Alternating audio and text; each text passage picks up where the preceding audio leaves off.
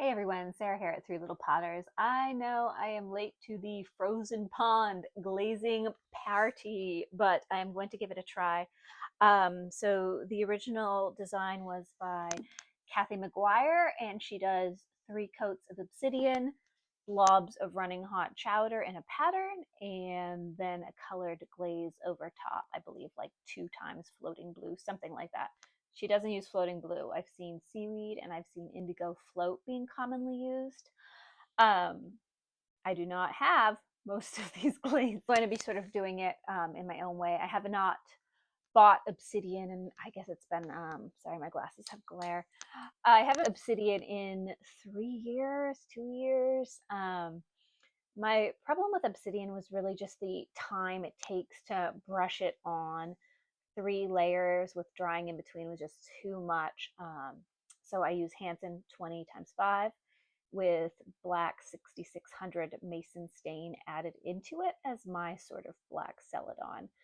Um, I don't know how it will work with running hot chowder though. So I have 4 plates that I want to do the frozen pond method on, and um, one of those I'm going to use a different black base glaze. I'm going to use Midnight on that one just in case the other 3 completely fail and the running hot chowder does something terrible with the Hansen glaze and doesn't work at all. So, so yeah, it's a really big gamble using 4 whole plates on this, but we could use some more plates at my house, so I don't really mind if I fail. So I'm just going to start with dipping the night glaze. I don't really have enough left in my bucket, I think, to make this happen exactly like I would like. So we'll do that side and then this side.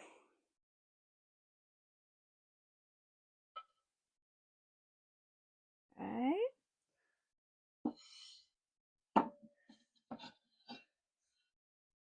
This is my weird shaped one.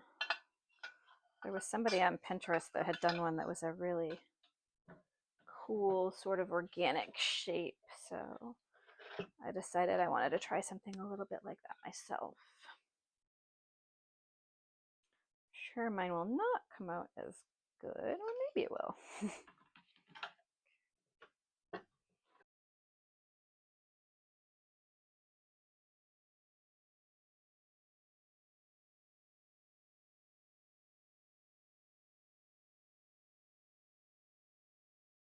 Just gonna go ahead and brush a little bit of that in the middle there.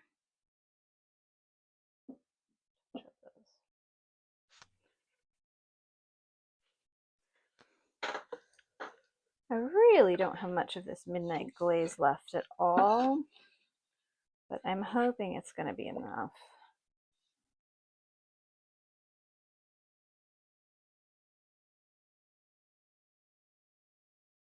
So the night glaze that I use, because it's made with a black stain, it's a fairly pure black.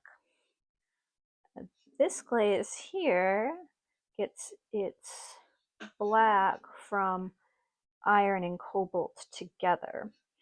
So sometimes a glaze that has colorants like that, when you put something over it that's lighter, it brings out those colorants. So I'm hoping that the hot chowder might do something nice with the midnight glaze. Or at least something different than the night glaze, but I'm not entirely sure.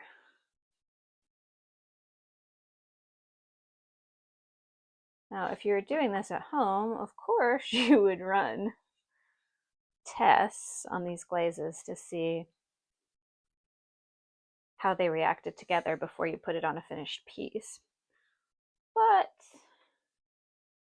I'm sort of a glaze gambler and not afraid to fail. So I'm just going to go for it and we'll see what happens. I'm not sure about these bumps in this glaze. I don't believe it normally has them. So I'm going to try to smooth them out a little bit. You know, if it's sometimes when a glaze is down to the bottom like that and drying out frequently, it can kind of get some crystals in it. Hopefully that's fine. All right, the next step in this plan is running hot chowder. All right, these have been drying for about an hour while I was glazing other things. So I think this funny shaped one is going to be the one that I'm doing with mixed glazes rather than commercial glazes. So this will be the all mixed glaze. So what I'm putting on now is I'm going to do one coat of floating blue before I do drops of dirty snow on this one. And then I'm going to do another layer of floating blue over top of that.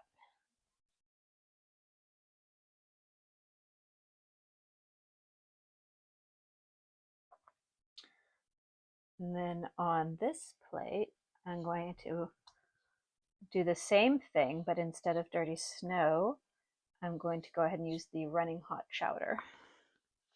So that you can see that plate. I'll move it over here.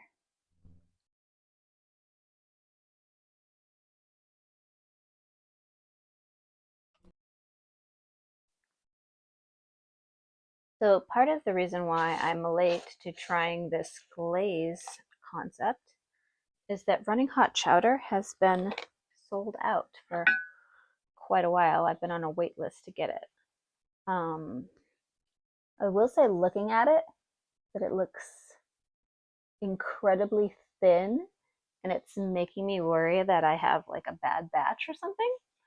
But I am going to hope that that's not the case. I did check inside the container last night, and I found that there was a big hard chunk in the middle. So I took my immersion blender to it, and hopefully that'll make the difference. This glaze is so thin that I feel like I might have to do more coats of it. I'm not sure why it's so thin.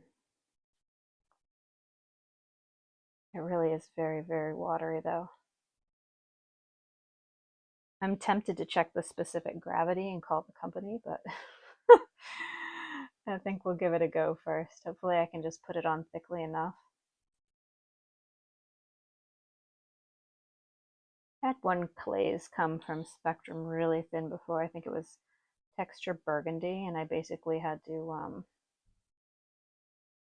let it sit open while the kiln was running for a few cycles.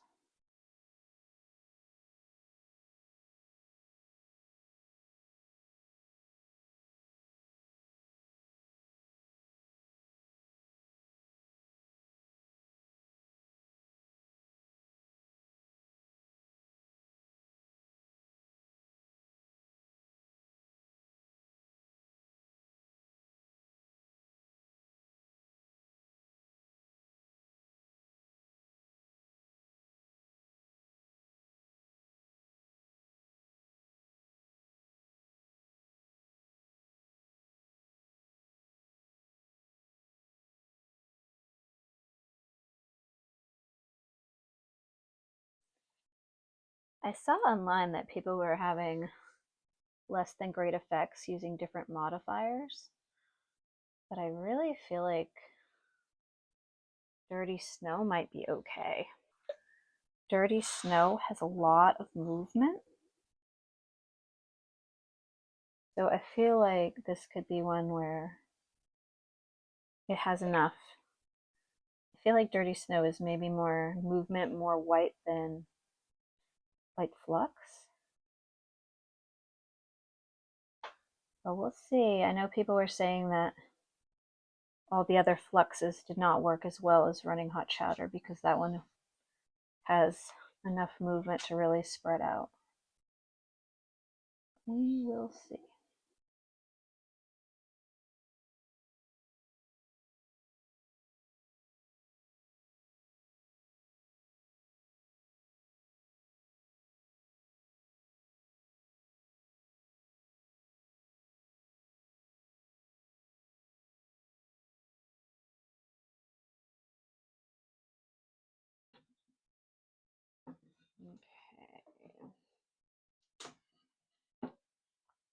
So I think on the little ones, I'm going to leave them where they are. No, what am I doing, huh? You need something? You need something? Do people want to see you? Am I taking too long? Is this video boring you? It's so boring, Mom. You're a good girl. I know. I gotta finish. No more. Ow, ow, ow, ow. No more right this second. Oh, back scratches. You're making me dribble running hot chowder into my hand. I know, I know. Okay. All right, where were we? Darkening up these spots.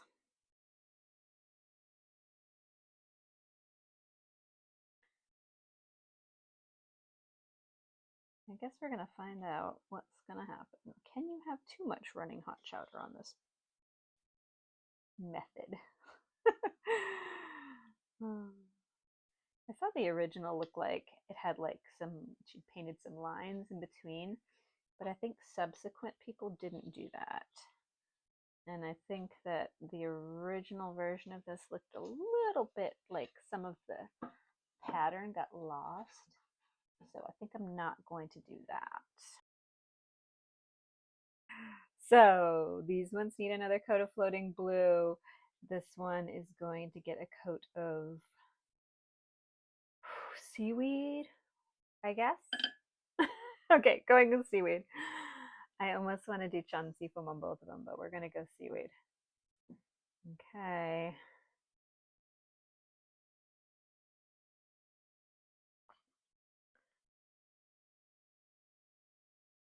I think I'm just going to do one coat, like one generous coat. I know people are saying two, but I feel like you're going to lose the stuff. I don't know, like the look of it. All right, we'll see if I have regrets. I'm gonna get that edge too. There we go. I think this like technique is just calling for so much glaze that it's like making me like nervous and not wanting to do it.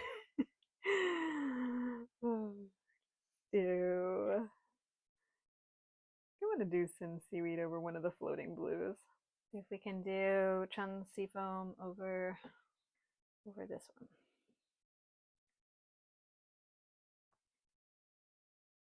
Again, I think I'm just going to go with the one pretty thick brushed coat. And let's all have our fingers crossed that Chun Seafoam likes running hot chowder. Or this will be a very sad kiln opening on Friday. All right. That one. I'll do this one. This is the running hot chowder with Old Forge floating blue going over top. Snow, dirty snow dots. And we're going to put the floating blue just right over top.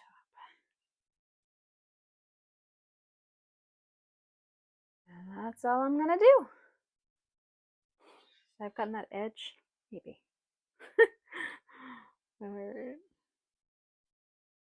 I'm wondering if I should have gone closer together on the dots, but I guess we're gonna learn. I have the frozen pond results, and I think the experiment worked wonderfully. I think that running hot chowder is a glaze that just looks excellent, excellent. Yeah, I'm really, really excited with these results. So my least favorite out of the batch was the one with night and dirty snow. This is the one not using running hot chowder. And this is the one with running hot chowder and seaweed. Running hot chowder and Chun Seafoam.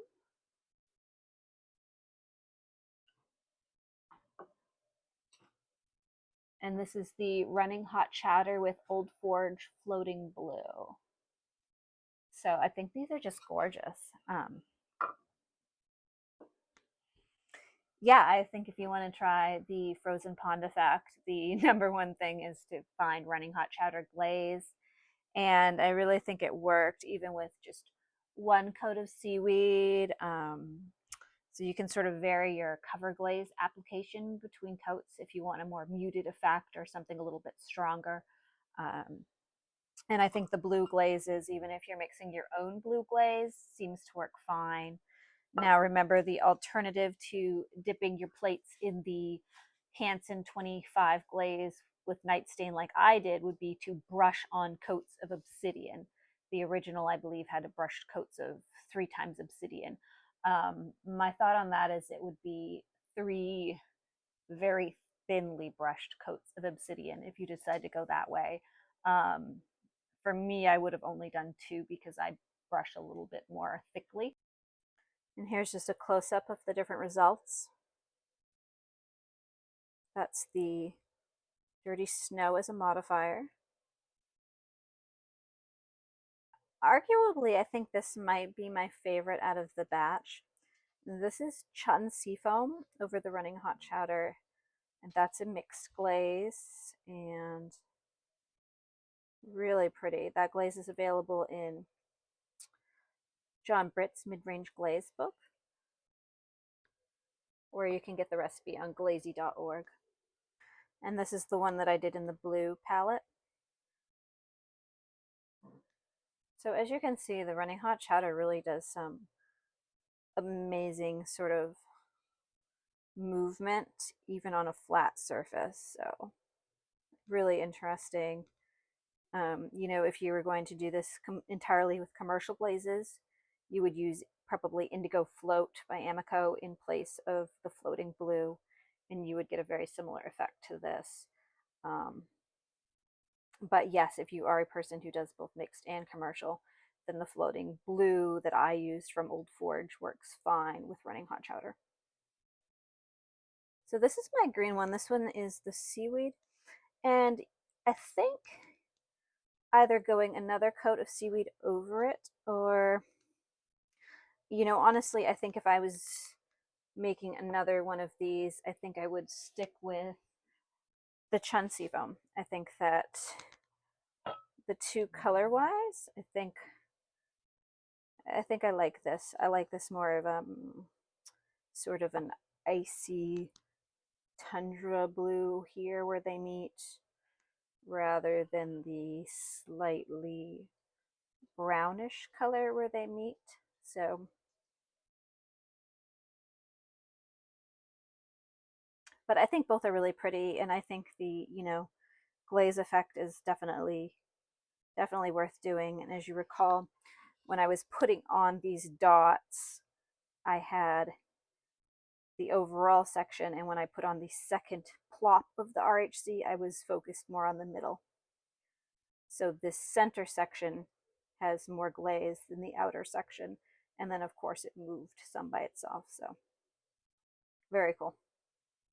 As far as the attempts with smaller dishes for the combo, I would say that these were less effective. With the sloped sides, you're really not able to see. I mean, it's still a pretty glaze combination, but you're really not able to see the definition between. So a little bit of seaweed here, and I believe this was the Running Hot Chowder and Dirty Snow. There were a couple spots of Dirty Snow, and then the RHC. This one, where it was just the floating blue and Dirty Snow, you can see a little bit more of that definition of the spots, but I think with the curved sides, you're really losing the effect. So, you know, this is an effect that I would say works the best on a flat surface. Again, thank you to the original artist, Kathy McGuire, who's giving us all these ideas about different ways that you can use Running Hot Chowder on a flat surface. So I felt like this was a fun project, and definitely something to consider if you have anything flat for a plate. Just a quick thank you to everyone who's been watching my videos the last few months. It's really meant a lot to me. I've loved reading the comments. I love the sense of community, and just the inspiration that I've been getting watching other people's pottery videos. It's really been a really fun start to the YouTube pottery journey. And I'm just really thankful that you guys have been supporting me on this project that I'm doing. And thank you very much. Have a good day. Like and subscribe.